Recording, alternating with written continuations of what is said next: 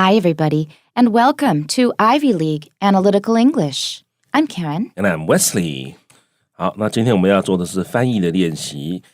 Right, we have a translation exercise for you, and I personally think these are some of the most useful lessons that we do. Everything is useful. There's a lot of good information in everything we do, but you are less likely to find a lot of this kind of information in another place. So if you are at an intermediate or upper intermediate level of English or maybe advanced level, I think these programs are especially useful. 对，那我也觉得这些翻译的练习呢，对各位应该是相当有用的哈。你可以从母语出发，然后学习怎么样用英文来表达这些中文的思考方式或者思想。所以大家可以尤其你如果是这个中高级以上或者其实中级以上也慢慢听都会对你很有帮助的。Right, and very often you have a very stereotyped idea that A should be translated into English as B.But in a different situation, B may not be right, and we do a lot of discussion on topics like this. 那各位也会发现，同样的一句中文啊，翻成英文会有不同的方法哈。那你选用不同的字，有的时候会有一些不同的意思，或者是影射的含义。那这些东西我们在这个节目里面都会谈到。所以不能用一些刻板的那种现成的翻译，然后套在所有的 context. You're going to have problems. Yeah. All right, so let's look at our sentence one. 好，那我们看看第一题，他讲说呢，根据最近的一项调查。台湾的22位市长和县长当中有18位过胖。那根据最近的一项调查，这个在英文里面其实根本就是一个常见，就是一个 chunk， 你直接就可以说 according to a recent survey 那 survey 就是一个调查。那这个调查呢，我是觉得用 research 可能比较严重了一点，因为这个其实很容易就调查这个县市长拿来一看，然后你们的体重身高一看就知道有没有过胖了。And in addition, remember that research is not normally countable. You don't say according to a research. 这个不行. You can say according to a research study or according to recent research. 就是没有加冠词，不可数. So watch out for that. Every single noun, you have to think, can this take a or the, or should it be no article at all, or should it be plural? You must think that for every single noun in English.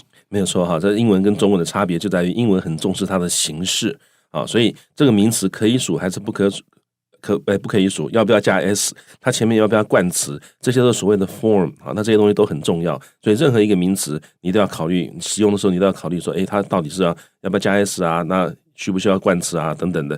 那这些东西其实讲起来很严重，但其实你习惯了就好了。例如说你习惯了 research 这个字，你就平常就要注意，这个 research 出来的时候不会加 s， 前面不会加个 a， 那你习惯了之后你就知道怎么用了。好，所以我来看看这个 according to a recent research 对不起survey 这个根据最近的一项调查，然后呢，台湾的22位市长和县长当中有18位过胖。那这个在英文里面呢，通常我们会说 18 of the 22什么什么什么，这个是英文的习惯就是22位里面有18位，所以我们可以先讲说 18 of the 22， 然后市长就是 mayors and 那县长其实我们可以说 county commissioners。那这个东西如果说各位不太确定翻译的时候糟糕，县长怎么翻？其实有一个办法你可以去那个 corpus 上面去查，或者去网络上面查，你就写 county， 然后后面打个星星。它就会出来说这个 county 后面常常接的就有哪些名词，那你就很容易就会看到 county commissioners. If you want it to be even faster, type in 县长 in Chinese, then type county, just those three things. You will probably get a lot of existing translations. Maybe not all of them are very good, but it probably will work. 对，好，所以这样子你就可以，他找出来搜寻的结果可能很多，但是你很快可以看一看哪一些最多，你就可以找到这个用法了。好，那接下来呢，我们已经讲到18位县长或市长里面呢，然后是在台湾，所以我们要加个 in Taiwan。然后呢，过胖其实英文很简单，就是 are overweight 那就是过胖 ，overweight 是一个字。所以这句话我的翻译呢很简单我再从头念一遍。According to a recent survey, 18 of the 22 mayors and county commissioners in Taiwan are overweight.Okay, mine is very similar, but watch out for the little places that are different because they're useful to know. According to a recent survey, 18 out of Taiwan's 22 mayors and county magistrates are overweight. I used a different word for 县长, but that is not the main point. The main thing I wanted to mention or point out was 18 out of Taiwan's 22 mayors and county magistrates. 这是另外一种方法。好，那这个我直接说 18 of the 22，那这个地方你加了一个 out of， 好 18 out of， 那感觉起来就是更清楚的显示说，在这22人里面有这么18个人，从中你可以找到18个人。那我的写法是 mayors and county commissioners in Taiwan， 好，那 Karen 老师的写法呢更简洁，他直接写说 Taiwan's， 变成所有个，然后后面加22位市长跟县长。Mine has a little bit more information that you need to pay attention to. If you say 18 out of Taiwan's 22 mayors, that means that our list is exhaustive. 已经列完了. That means altogether, if you add them all together, without leaving anybody out, there are 22 mayors and county magistrates. 所以 you need to pay attention to the extra information that you find in this translation. Out of Taiwan's 22 mayors and county magistrates, 就已经列完了。It doesn't mean 就是我们随便挑了22个，后面还有一些没有讲。没有这个意思。没有错。那如果说像我那样写18 out of the 22， 这个其实也有这个意思，但没有那么强没有这么强的强调。所以 out of 真的就是说，在这样的一个群体里面，你从里面可以找出来18个，所以这个群体是很固定的。Right. Actually, Wesley is right. He does have that meaning too. He did it in a slightly different way. But mayors and county magistrates in Taiwan is slightly less explicit. Yeah, 这个他们刚好人在台湾。对，感觉起来这 in Taiwan 比较没有强调说他们有可能是他们正好人在台湾所以不像说 Taiwan's 这样子写得很清楚。Okay, let's look at the translation in our magazine. According to a recent survey, 18 out of Taiwan's 22 mayors and county commissioners are overweight. 好，那我们看到这一句的翻译呢，我们就可以很清楚的看到，它这里跟 Karen 老师句型非常的像，只不过他用的也是 county commissioners。Okay, let's move on to sentence 2. 好，那我们看看第二句，这应该一点也不意外哈，因为他们往往只花少许时间运动，并且有不良的饮食习惯。那这应该一点也不意外，这个在英文里面其实也是有那种很常用的一个句子啊，例如说，我看到这个中文，我想到就是一句英文叫做 "This should come as no surprise"。啊，就这个东西应该一点也不意外哈。This should come as no surprise。那个 come 就是来那个字 come， 但在这里就是这个消息来到这里，你应该不觉得任何的意外，也就是应该一点不意外。然后呢，因为这里这个因为呢，你当然可以用 because， 但在这里其实你可以用 as， 因为 as 这种因为常常就是别人可能已经知道的，这不是什么新的 new information 哈。所以我讲 as they often， 他们常常往往spend very little time exercising， 就是花很少的时间运动。这个地方中文是说只花少许时间运动啊，那但是在英文呢，如果你把它翻作they only spend a little time exercising， 感觉起来还是他们有在 exercise 啊。那所以这个地方其实我们用英文写说 they spend very little time exercising， 就有一点很客观的、很清楚的告诉人家说他们运动时间不够的啊。然后呢 and 有不良的饮食习惯。那有我们就用 have， 不良的饮食习惯，英文里面一个常见的 collocation 就是 poor eating habits。好，那你用 bad 也可以哈，但是用 poor 也可以。所以这整句话的翻译，我再把它重新念一遍。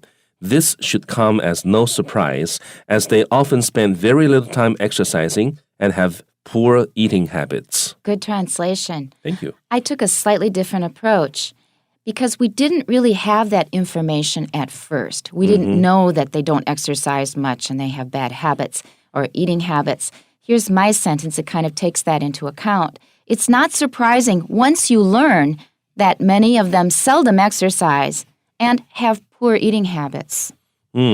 那 Karen 老师写法是 It's not surprising 哈，那也就是这个也是英文常见的一个词组，意思也就是这一点也不觉得意外哈。那 once you learn 就是你一旦知道，那为什么要这样写呢？因为其实我们前面的一句话并没有提到说他们只花很少的时间运动所以你可以把它当做一个 new information。这个时候你就可以说 once you learn， 你知道 that， 那 many of them 他们很多人呢 seldom 就是很少所以 seldom exercise 其实就是只花少许时间运动的意思英文难得他们难得这个 seldom 是偶尔，而且是几乎没有，也就是难得的意思。所以他们 seldom exercise， 然后呢 have poor eating habits. So let's hear it again. It's not surprising once you learn that many of them seldom exercise and have poor eating habits. Let's look at the translation in our magazine. This should come as no surprise because they tend to spend little time exercising and have bad eating habits. 好，那我们注意到这个 tend to 也是一个很好的片语，它的意思就是常常就翻成中文的往往哈，它的字面上的意思有这个趋势，但其实就是往往的意思。然后呢，我们看到这翻译，他说 spend little time exercising。各位注意，他不是讲 spend a little time exercising， 那样子感觉起来是正面的意思，是肯定的。但是他做 little 就几乎没有的意思。So note the different ways that we managed or that we dealt with 往往。Wesley said, 我说的就是 often。Right, and here you're going to have to process it a little extra longer in your brain because it's 常常，可是它运动并不是常常运动，它是常常很少运动。Yeah. So you have to think about that one a little carefully to get both those things and get the right, clear in your head and get the right meaning out of them. For mine, what I did was that people seldom exercise, 是很少难的运动, but many of them, 那这个往往啊，这个 tendency 这个往往，我怎么样翻的是有其中很多人，所以跟 Wesley 的概念有点不一样，得到的效果应该是差不多，可是我们的走的那个路线是不太一样。Right, so he says that very often they exercise little. I say that many of them, 其中很多人很少运动。And what do they do in the magazine? They say they tend to.